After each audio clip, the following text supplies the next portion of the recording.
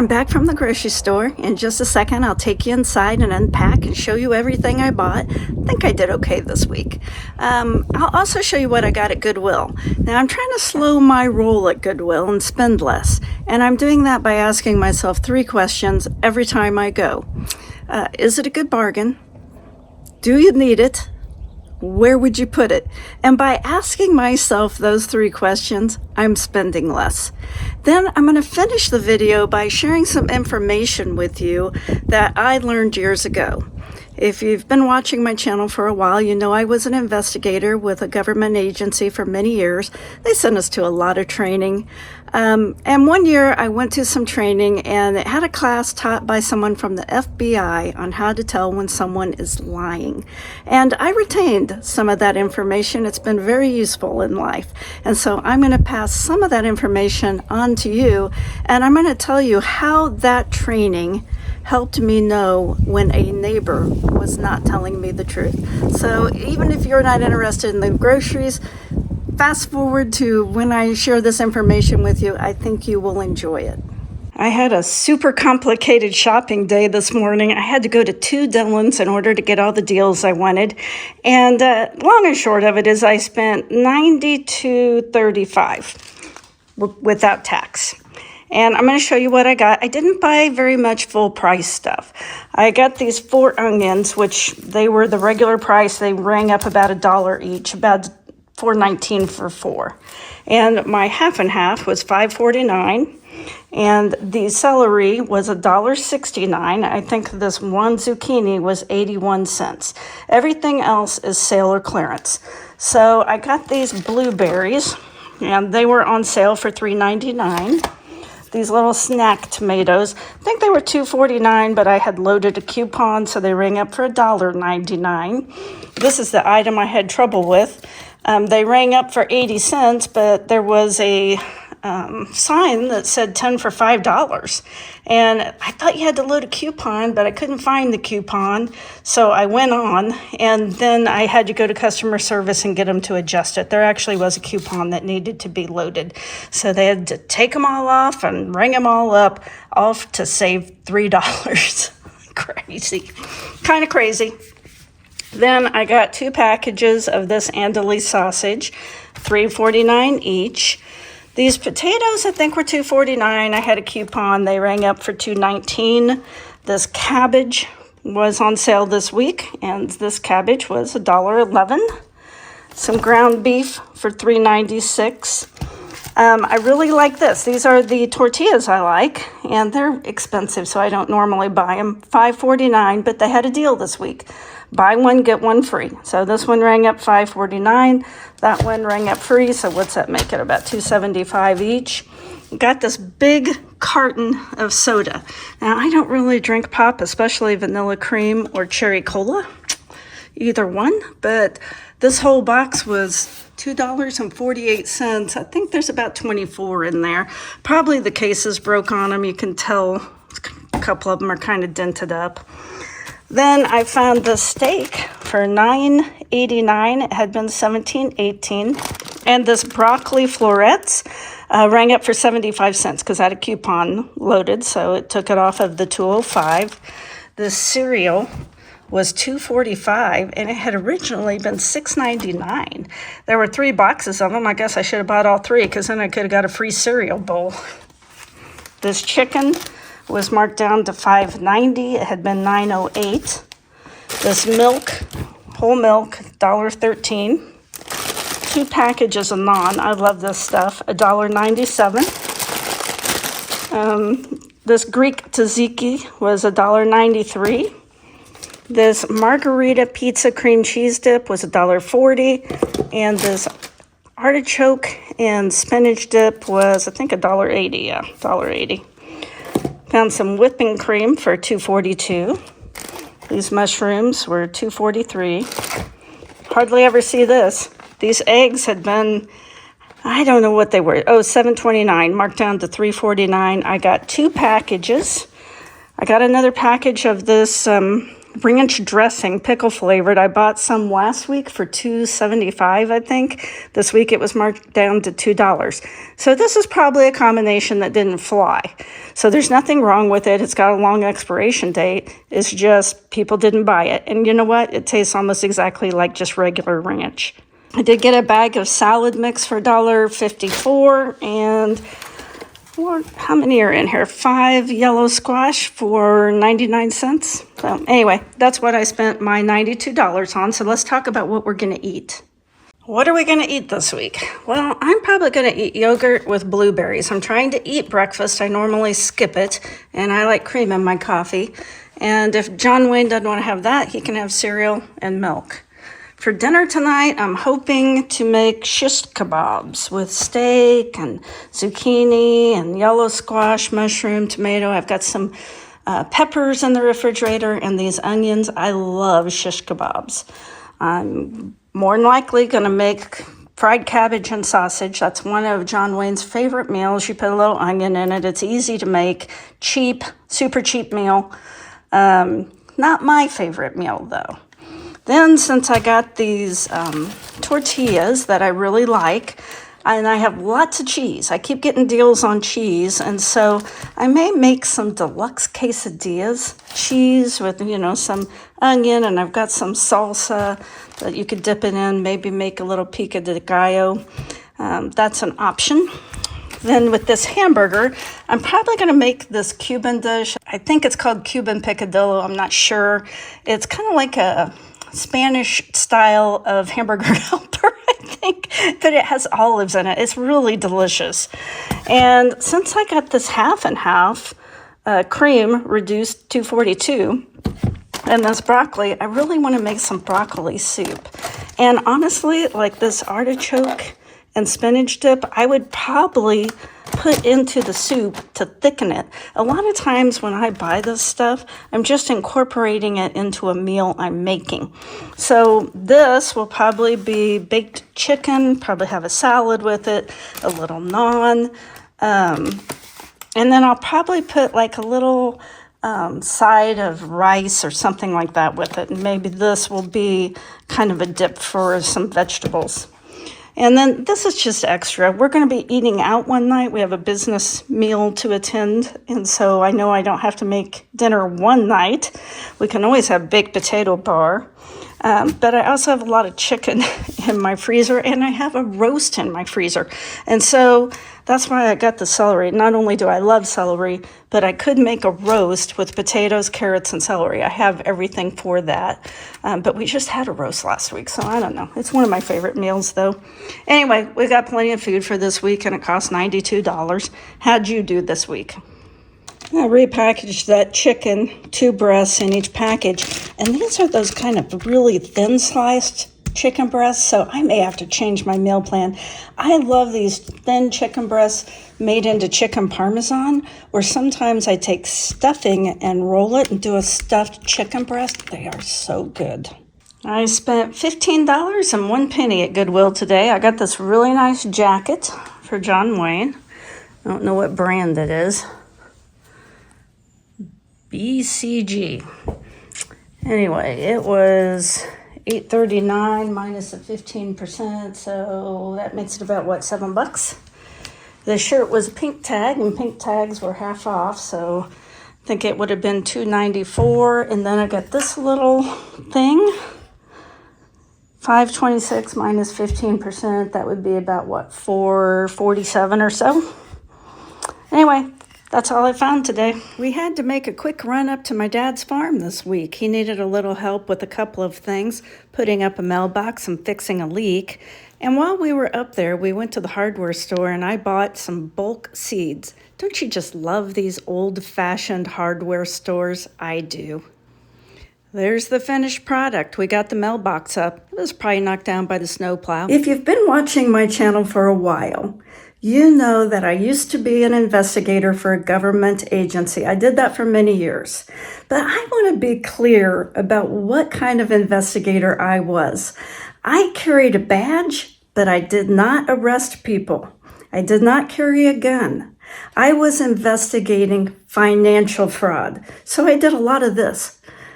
writing subpoenas, sending them off, getting back documents and examining them, and going through financial documents and finding out where the money had gone. That was what I did. Yes, I have testified in court. I have been deposed. All of the things you think of as an investigator doing, I have done. But the kinds of crimes I were investigating were usually perpetrated by businesses, not by individuals. But because I was an investigator, I qualified to go to a lot of different training that really wasn't relevant to my job, but it was super interesting. And one year I went to some training, and one of the speakers was a man from the FBI, and he taught a course on how to detect if someone is being truthful. Now, he started that out by explaining that there's no way to really determine if someone is telling the truth. But people usually do things that kind of tip you off, like right here. This is where I need to dig a little deeper because of how you acted. You have now indicated to me that this is something I need to look into further. Now, there were a lot of homicide detectives and special agents and all kinds of people at this training, and we all ate it up because it was so interesting. Now, one of the first things I remember this instructor saying is he told us there's no way to know for sure if someone's telling the truth or not. You may have a feeling about it, but there's no way to know. But by paying attention to people's body language and certain manner of speaking, it will help you hone in on the areas of their story that you should pay more attention to. And one thing that he taught was to just simply ask people this question: why should I believe you? Now, that seems like a really simple question, and most people will respond the exact same way. Now, you think about it. If someone asked you that question, how would you respond? Well, most people, if they're telling the truth, will respond with, because I'm telling the truth, or something equally sweet. Why would I lie? They may even be slightly indignant, but that's how people respond. They just, I'm telling the truth. Almost always they will use words very similar to that. Now, if they're not telling the truth, and I've seen this, they will just drone on and on and on until the investigator gives them a signal that they buy it or believe it. And by drone on and on and on, what I mean is they will say things like, well, because I'm a very honest person. I was raised by God-fearing parents to always tell the truth. I've never lied in my life. Ask anyone you know. I'm the most honest person they know. I can't believe you would even ask me that question. I'm very honest. I don't lie. Just go on and on and on. It becomes almost comical. And in fact, it always made me think of the character, John Lovitz had this character on SNL called The Pathological Liar. And I think the name of the character was like Tommy Flanagan or something like that. And he'd be like, yeah, and another thing. Oh, yeah, and another thing. And I kind of saw that when I was investigating cases where people would do that. If you just stayed quiet after asking them, why should I believe you? And they said anything other than because I'm telling you the truth, they would go on and on and on. Another thing that this instructor pointed out to us was that most people, everyday people, are not good at lying. Most of us are brought up to believe that lying is immoral or wrong. And so we try to avoid lying by avoiding the question. And I saw that a lot. You would ask people a question and they would try to switch the subject, or suddenly it was a lot of, well, I'm not sure. I can't remember. Let me think about that. What'd you ask again? There was a lot of stalling and a lot of avoiding answering the question because people internally do not want to do something that they've been taught is wrong. And I saw that quite a bit. Another thing I remember from that class is that lying is super hard. Think about a time that you lied. Maybe you were a teenager telling your parents a fib about something. Well, it's really hard to keep your lie straight.